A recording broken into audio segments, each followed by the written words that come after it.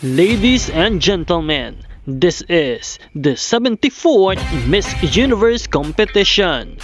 This is now 2204 and don't forget to like and subscribe. Magandang araw Pilipinas! Matapos nga ang ginanap na Miss Universe ceremony kagabi ay hindi na mapigilan ang pag-apaw ng mga papuri para sa ating pambato na si Atisa Manalo. Sa ilang sandali lang matapos ang event ay sumabog agad sa social media ang mga larawan niya na talaga namang nagpatigil sa mundo ng pageantry. Makikita sa mga litratong ibinahagi online ang malarin ang itsura ni Atisa mula ulo hanggang paa.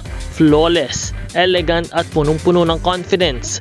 Maraming netizens at pageant experts ang nagsabing corona na lang ang kulang dahil sa linis at ganda ng kanyang overall look.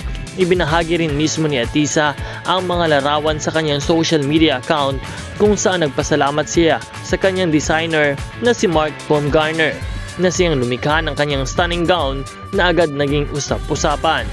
Pero hindi lang yan, ipinagmalaki rin ni Atisa na siya mismo ang nag-makeup sa sarili para sa naturang event. Isa na namang patunay na hindi lang siya beauty queen by face, kundi beauty queen by skill and dedication.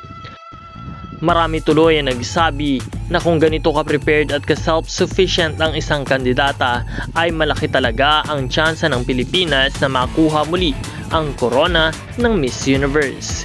Kaya naman mga kababayan, tuloy-tuloy lamang ang suporta natin kay Atisa Manalo. Habang papalapit na ang Grand Coronation Night, mas lalong nag-aapoy ang kanyang confidence at elegance. Truly, the face card never declines. Ano sa tingin nyo mga ka-pageant fans? Deserving ba si Atisa para sa corona? I-comment nyo na sa ibaba ang inyong suporta at huwag kalimutan na i-like, i-share at i-subscribe para sa iba pang Miss Universe update. Maraming salamat sa panonood. Patuloy po tayong magbibigay sa inyo ng mga bagong balita.